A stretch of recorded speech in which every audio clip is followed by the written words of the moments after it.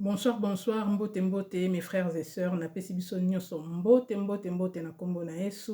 J'espère que boza bien, ba frère na ba sœur na ngai. Ça fait un bon moment to monanité, mais naebi que boza bien. Naebi que nzamba zo batela biso na bolingo na ye parce que tozo bika, tozo vivre ka na bolingo na ye. Nga naza bien, bosen mikolo ebele bomoni ngai te. Bandeko nanga kande na yebisaki bino naza nanga bien, naza vraiment très bien. J'espère que emonana que na bien, je suis très bien. Nzamba obatelanga, obatela biso na bolingo na tout va bien. Vraiment merci na ba appel, merci na ba message nazali toza toujours ensemble, toza na mulai, toza na. Donc bandeko nanga na yeli biso ba message lelo ba message na ba message 4. Pour na retard moi mon cœur opesa ba message mais ceux qui na ekoki te 4 en tout cas na ça makasi na pesa na délivrer 3 messages na 3 messages très importants bandeko na ngai soki oya kozwa message o na ebiete lokola nzamba salanga ngolu ayebisi nga na kopesa ba message ye moko kokomisa na ebike il y a des aigles qui vont prendre ces messages bakomisa yango na batu oyo nzamba lobeli. Nayebi ke ba message ko koma na ngolu ya molimo mosantu. Donc naye ba message pona bandeko na ngai oyo famille Tumba ya ba Maria Tumba mutonga ebi mingi ye wana oyo na moni mwa muke une deux fois personnellement na ebi ete koyeba kana komona quoi woneza koyeba na teza na moni ye ndenge na mona bandeko nyonso tu baleka na ba réseau. Mais à partir il y a ba problème au bazana ngo eza partir na yete eza kutu message ya yete mais un message pona libota na ye pona libota ya ndeko na biso Maria Tumba eza message ya libota na ye mobimba alors na ebike message eko koma na matoi na bango donc eza message ya mutu personnellement te eza message etali famille Tumba etali bango nyonso libota wana. Donc voilà naza un message pour na bango on a opesa vraiment kaka juste message na leki pour naza un message mususu pour na ndeko Chura Mboma na message pour na ndeko Chura Mboma message moko très important makambo nzamba lobeli na message pour na ye na ko pesa yango pe naza na message pour na en fait ba diaspora mais na message wana nzambe alakisaki nga mutu moko spécifiquement ezalaki ndeko eso ezalaki ndeko commandant eso donc na batu nyonso to nzambe apesi nga message po na bango eza batu oyo na satandai na nga te je sais pas donc nzambe il faut apesa bango message alors apesaka message na nzela na biso batu na nzela ya biso bato aitilisaka ngai moko bango moko nde baza wana bayebi ke ata mokolo moko ata na telefone ata lisolo boye tosolola te mais ndeko Chura Mboma nde tellement que message eza makasi na bengaki ye na olakisa ngo awa na bengaki ye une fois je pense semaine passée mais comme nazwaki ete nazaki pe na makambo osala ebele nazwaki lisusu temps ya ko rappeler ete mais en tout cas na bengaki mukolango na bengaki na insistaki mais na zwaki été mais il y a pas de problème yango na memi message wana na ngai na pesa yango vraiment personnellement pour na pesa ye na bakisela ye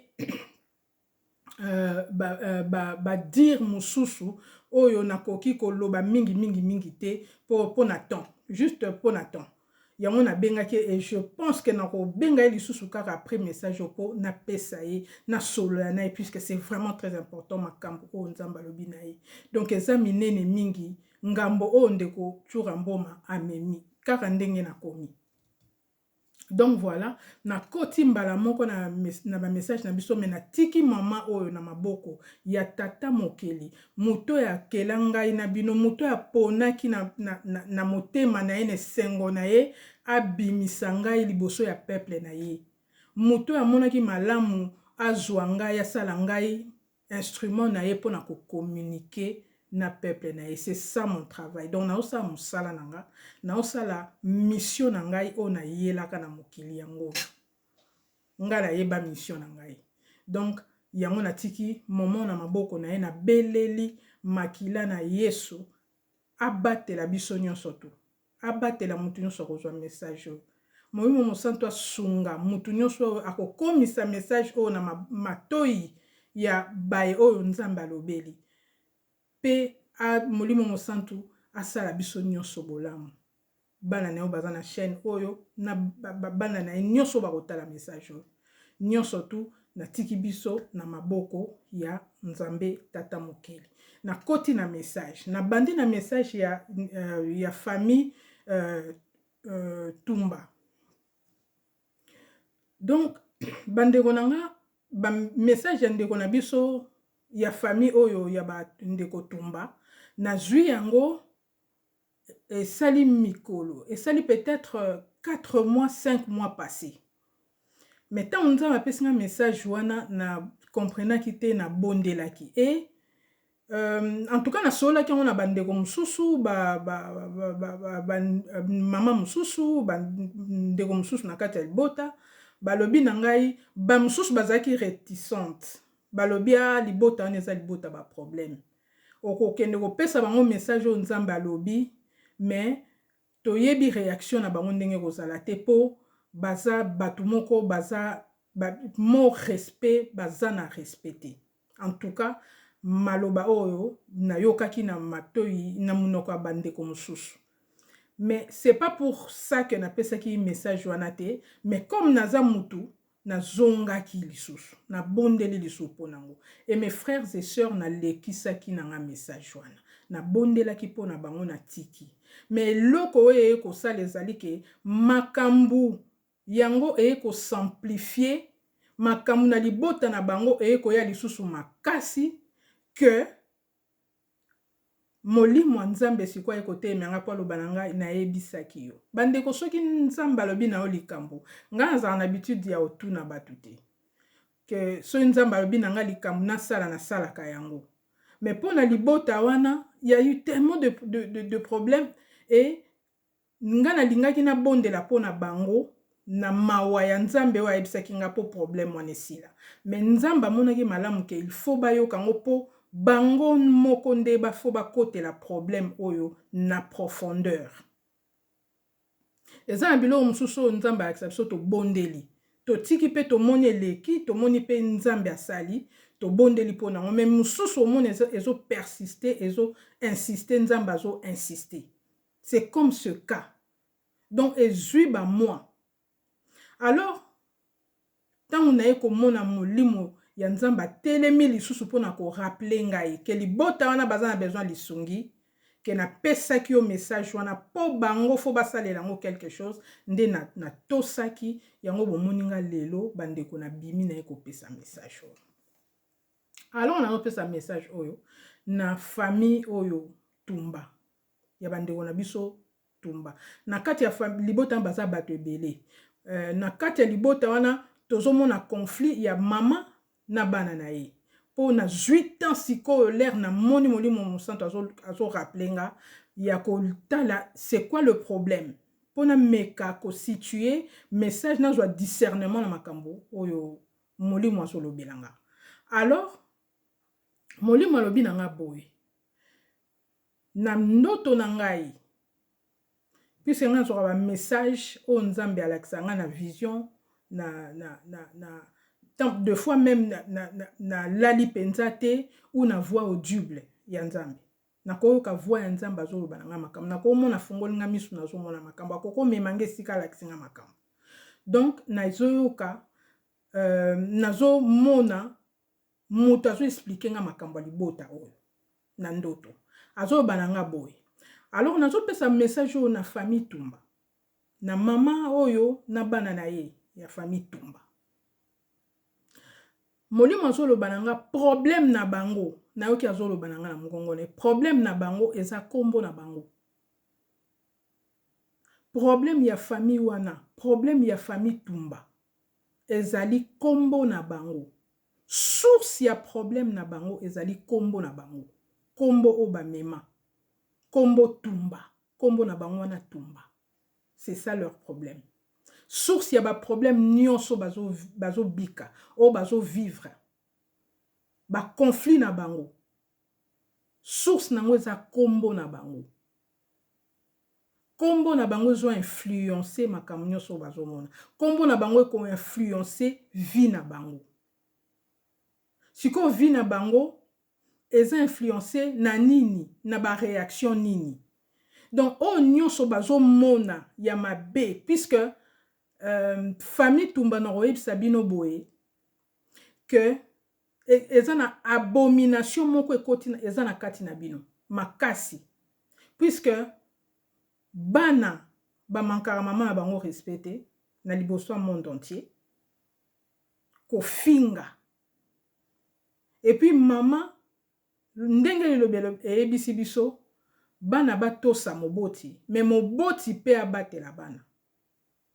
Donc eza lokola réciproque mais il y a une malédiction. Malédiction en quoi? Je m'explique mokie pona leka na message oyo. Pona tangu mwana bandi ko finga parent azui malédiction automatique. Automatiquement. A commis sous la malédiction. Sans même que maman a bimisa maloba aloka mwana, aloba maloba sur mwana. Automatiquement c'est spirituel. Et ça spirituel. Donc mwana alinga te, maman alinga te, ba koko ya molimo ba déposer directement malédiction sur bana. Directement.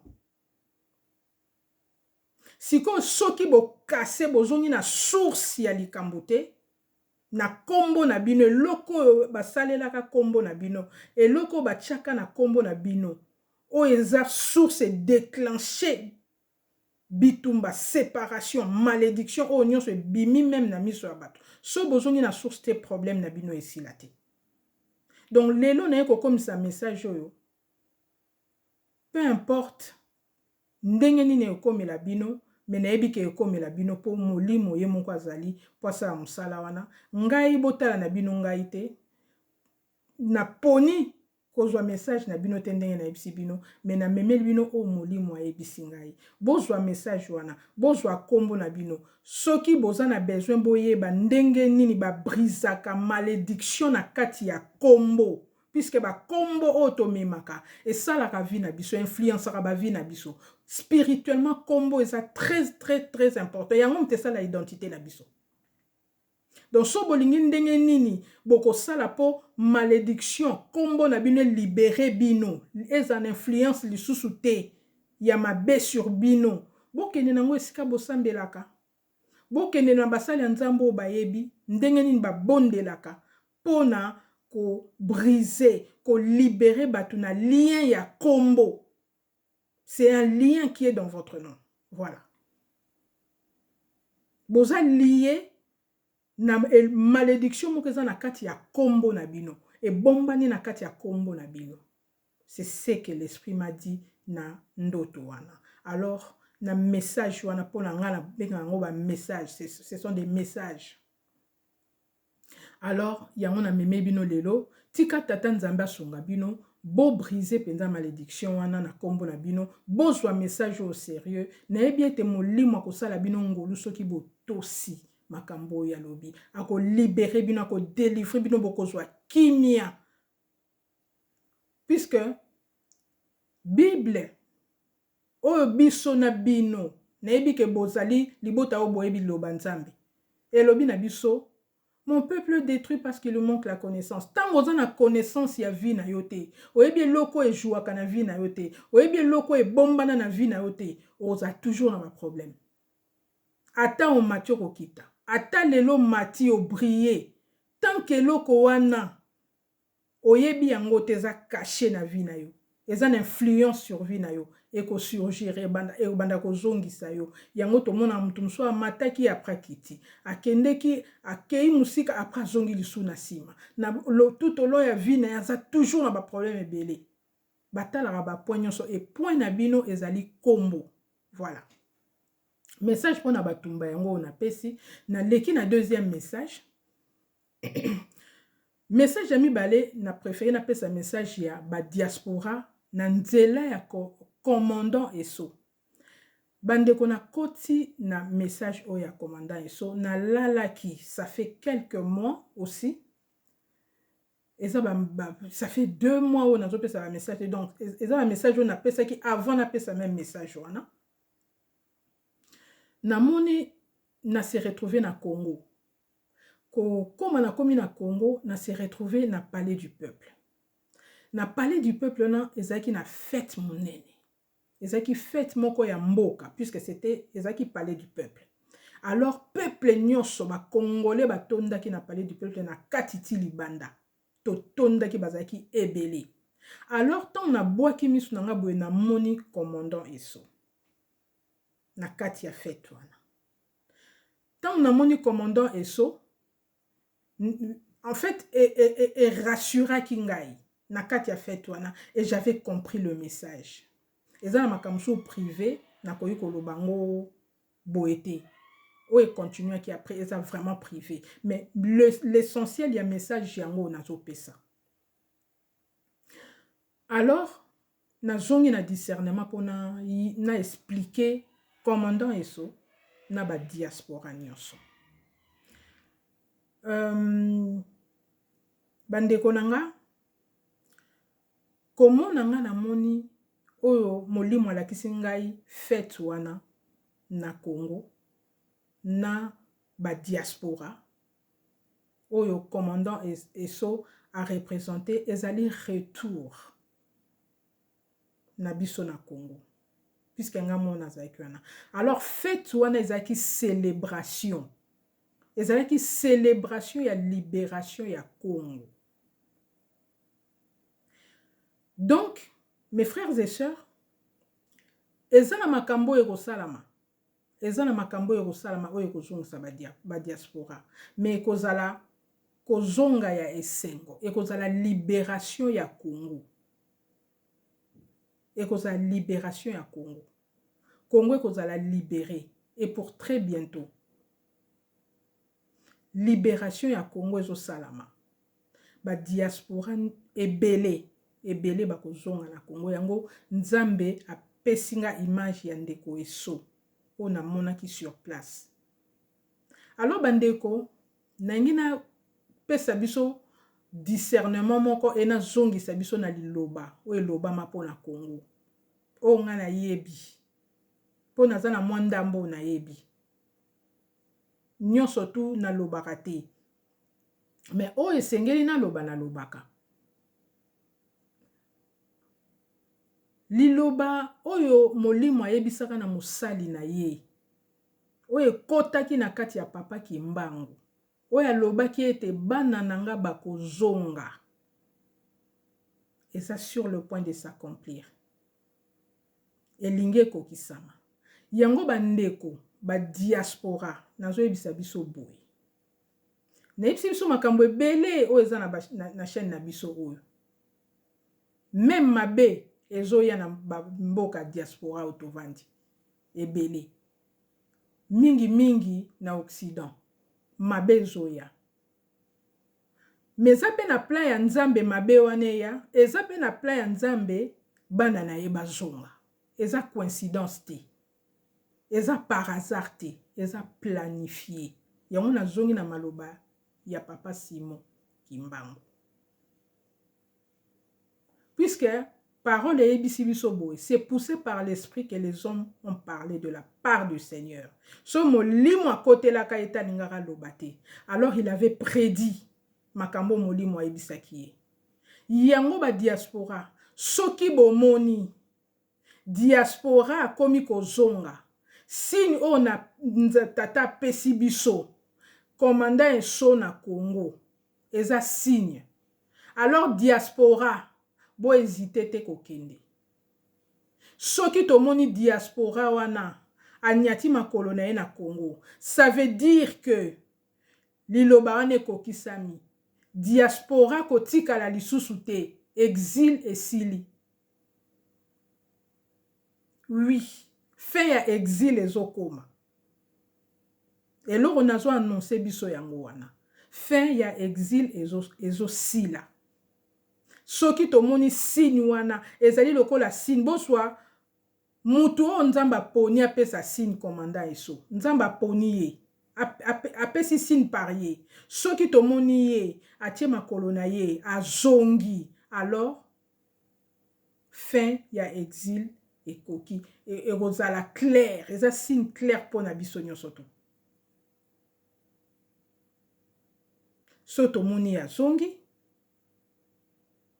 alors libération ya mboka na biso esalami mboka na biso ekozala libéré na ngonga wana ekozala fin ya exil alors diaspora oyo akotikala akokutana na makambo oyo ekosalama na occident nalobi mingi mais naza sûr que bana nzambe oyo bakoyoka message oyo bakokomprendre peuple ya nzambe akocomprendre makambo nazoloba so tomoni yango esalami tosantete te toluka otikala te c'est fini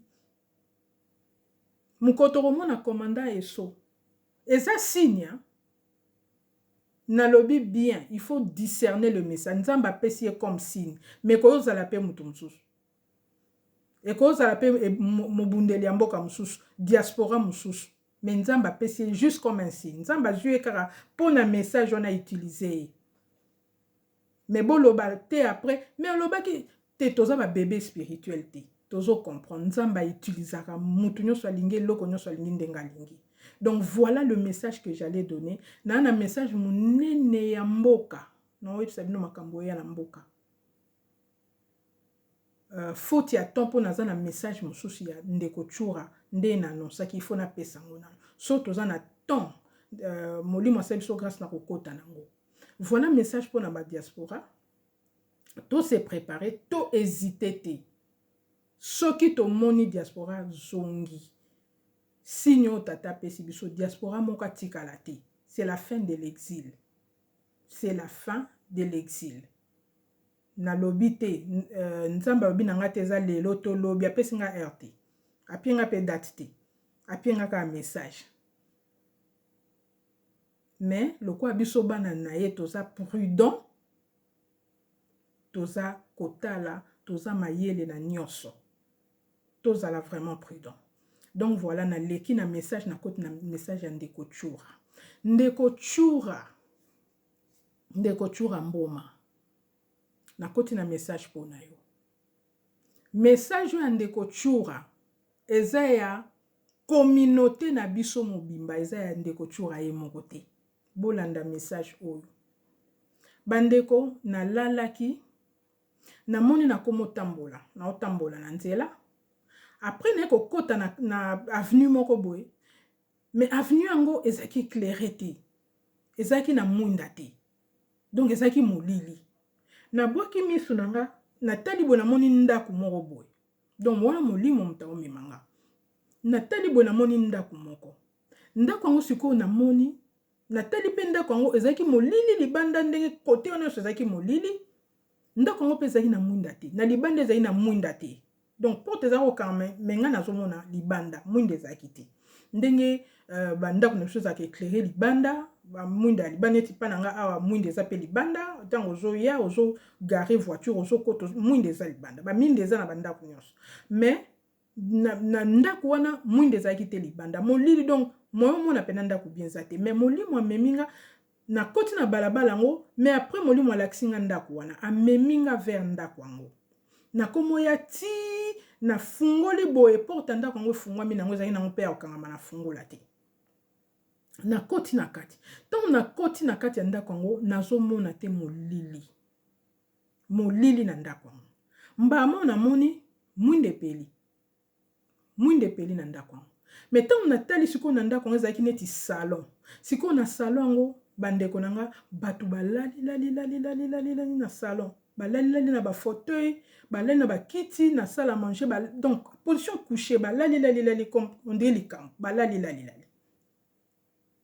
sikoyo tant nazotala na o comprendre na mo bat balali mbama na moni mutu moko atelemi na kati ya bato wana nyonso mutango atelemi tant na moni mutango atelemi na tala boye na moni ezali ndeko chura mboma sikoyo l'air na moni ndeko chura mboma atelemi azotala na direction oyo yanganga pe na otala direction na ye mbama na moni mes frères et sœurs ndeko chura mboma landanga malamu na moni ampoule ampoule moko euti soki wapi ekwei na loboko na nga.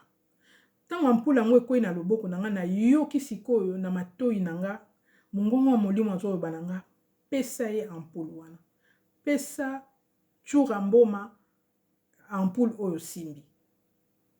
Neti télécommandé soki nzamba azopesa ba ordre boko exécuter na tuni te ya nini na lobi eloko te na kamwe te eloko te na pusani vers ndeko Tchura Mboma na zwi ampoule wana na pesi. Tant na pesi ndeko Tchura Mboma ampoule wana azwi yango pe. Ye pa zwi atuni pete eloko te atuni nga pete yo nani opesa nga ampoule po nini po nga pe na ndeko Tchura Mboma toyeba ina biso te na mona jamais. Mbala moko azwi ampoule yango.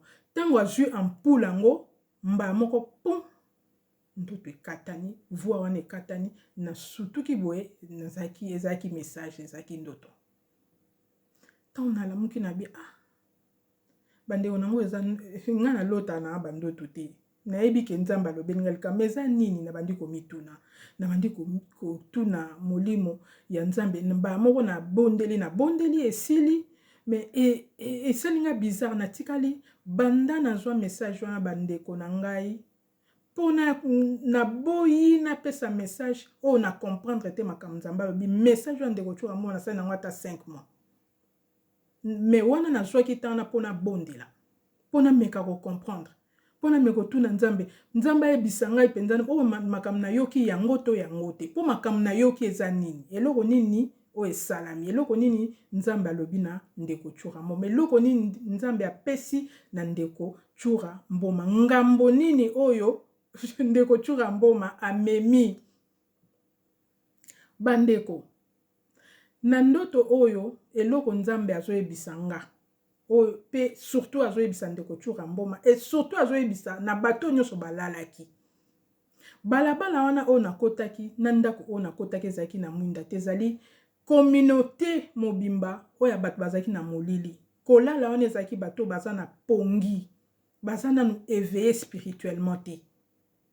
Ndeko Tchura Mboma na kati ya bato wana eza po eza communauté na ye lui aussi il fait nombre de cette communauté là nde bato nga na monaki ndako wana ezo représenter communauté mobimba mboka mobimba biso bana Congo ba congolais eza communauté na biso bandeko na biso bango na balalaki na bakiti wana eza communauté oyo ya biso mais oyo bazali na sommeil spirituel oyo bazali nanu ya kolala oyo bazali nanu na égarement oyo bazali nanu na connaissance te connaissance ya nini na connaissance justement ya eloko oyo nzambe tata apesi na ndeko Tchura Mboma ya mwinda wana ya lampe wana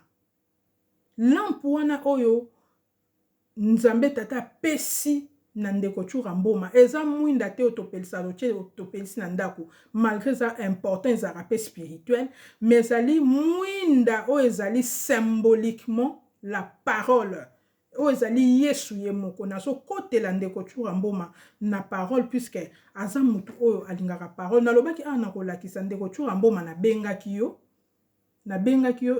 je sais pas soko omona nabengaki yo mais nazwi yo te nabengaki yo vraiment na WhatsApp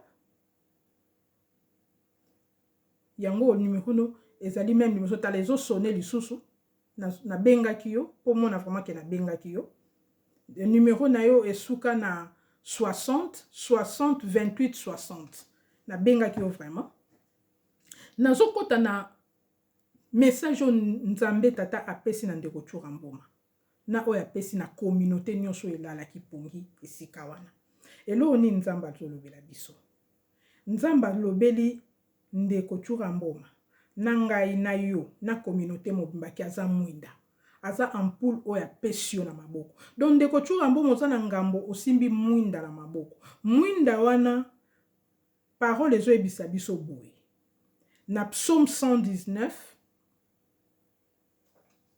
ezobana biso boye psaume 119 na psaume 105 ezobana biso boye ta parole est une lampe. Ta parole est une lampe à mes pieds. Mwinda na yo ezali liloba na yo ezali mwinda na makolo na ngai.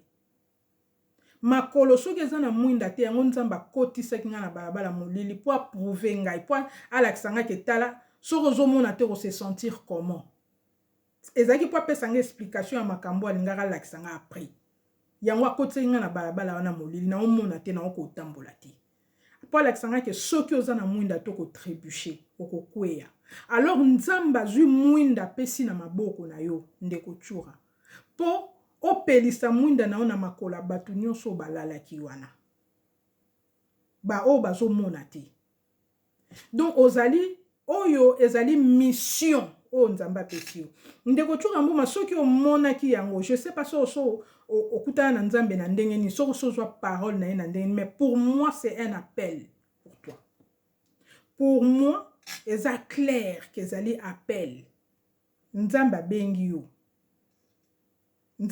na mosala oyo natangi passage mosusu mpona nini nzambe apesi yo ampolo wana mpona nini nzambe apesi yo mwinda wana osimba na maboko nazokende na parole mpo na loba makambo oyo ya ngai te toke na Matthieu 5 na verset 15 parole ezoba na biso boye elingi kolakisa nini que signifie une lampe oyo Yesu alobaki mwinda wana elingi kolakisa nini po Matthieu 5:15 elobi na biso on ne cache pas on n'allume pas une lampe pour la mettre sous le boisseau okoki kozwa mwinda te obomba yango na se ya bakiti na se ya barmoire emonana kaka omonaka elo mo ezopela wana nde ndeko Tshura Mbuma po aza na mwinda wana oyo nzambe apesi na maboko message oyo esalaki nga esengo makasi mais entre-temps eza responsabilité makasi po Bible elobi na biso continue signification ya maloba oyo nauti koloba on ne cache pas une lampe eza kolakisa biso ke okoki kobomba talent na yo te na se o dissimule yango okoki kobomba oyo nzambe apesi yo te don oyo nzambe apesi yo okoki maquiller yango te oye nango neti eloko nzambe apesi yo mais ozobimisa pe eloko mosusu ozomélanger yango non okoki mélanger makambo ya nzambe te okoki ozwa te lelo olobeli makambo ya nzambe lobi okokumisa moto ya mokili par exemple non po osala neti oyebi ka parole mais non on n'a pas honte de Dieu on n'a pas honte de servir Dieu on n'a pas à se cacher et on n'a pas à mélanger ba mélanger makambo ya nzambe mission apesi yo na mission mosusu te siko lokwa nzambe ayebisi yo lelo ki apesi yo mwinda na ye osimbi yango na maboko po sala mission ya kolamusa peuple na ye communauté na biso siko okosala nini. C'est à toi maintenant de savoir, de discerner le nzamba pesio. Okoya po lobela nzambe, o la musa peuple, o sa la mission o nzamba pesio pour réussir nango. Pour apôtre Paul à lobi, il traite dur son corps. Ndeko Tshura Mbuma tango zo servir nzambe faut à la cohérent. Faut à na une seule parole.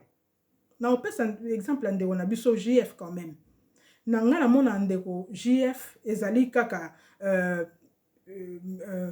en fait eloko ya malamu na mona na ndeko na biso JF aza cohérent asala musala oyo nzamba tindaki asala oyo abimisa oyo abimaki nango il ne change pas ayaka te lelo alobeli nzambe lobi aya beteli mutu moko musicien mo boye maboko bien quoi moi en tout cas ngana tal na landaka ba message ya ndeko JF na moni place à changer message na été. C'est ça être cohérent. Aza cohérent na makambo azo sala. Donc yango wana ndeko Tshura Mbuma eloko tata sengo lelo eza ozala cohérent. Ozala ferme, o traiter dur nzoto na yo. O servir avec fidélité. Pour n'engagez appel aux ambassadeurs, mais ça appel ya kitoko mais responsabilité et ça monene comme musala nyo surtout ya œuvre nyo so nzambe ezaka vraiment dangereux comme mayango. Yango na balobi bansali na yeba kozala juger plus dur. Na pesio deux passages na yebi ko yebi parole, na yebi ke nzamba bengyo par hasard te, na yebi ko landela message et même que ngaso nazayo nakokota na mabondeli makasi po nayeba eloko nini nzambe alobi. Nakokota na mabondeli makasi po nayeba papa po na nini nga. Poser nzambe ba question, poser message ou apesi ngeza ya nini. Poser ba question de kochura mboma. Zwa message vraiment na une grande importance. Nga na sepeli nde na komisi message malgré na benga kyo na zwa kyo te, mais na yebi ke nzamba ko sala ngolu mkola kolinga to ko solola po toza bana na ye, toza peuple na ye, to kokutana kaka un jour bien to solola ndenge ya kolingela, mais loko ezaki mutu ezaki message na komisa yango. Ezaki très important. Na pesa message ezaki très important oyeba. Oyebe loko nini tata lobi, oyebe loko nini alingi. Oyeba pe tina ya mwinda oya pesi yo. Vraiment, tika tata nzamba pambola biso, na moni bandeko nanga 4e message ekoka te mena kozonga, po na kopesa biso message mususu o etikali. En tout cas, na pesi ba message nyonso o nazaki nango, po na lelo misatu nyonso to ekoki. Vraiment, tata nzambe azwa lokumu. Soki yeso azongi tenga na kozonga kopesa biso ba message mususu, o naza nango zape très important ya mboka na biso, il faut na pesa ngo, naza ba message faut na pesa avant année sila. Vraiment tika tata nzambe azwa lokumu, apambola bino esika nyonso tu bozali. Vraiment top kabola message oyo nzamba pambola. Mutu nyonso tu oyo ako sala effort na ye, ako zwata na ye, ako komisela bandeko message bo pesa na ndeko chura mboma, bo pesa pe na ndeko eso, mais en fait biso nyonso to zwango ezali message pona biso nyonso ba diaspora. Et puis mutu moko oya bolingwa nzambe tata akomisela famille tumba message oyo nzambe alobi na bango ekosunga bango, ekosunga libota wana. Nzambe soki asala lobi na molimo, c'est que nzambe abimisi bolingo na ye po délivrer libota wana na emprise o bazanango. Tika tata nzamba zwa lokumu, et moi je vous dis, je vous aime beaucoup de l'amour de Dieu, et à très bientôt mes frères et sœurs. Au revoir.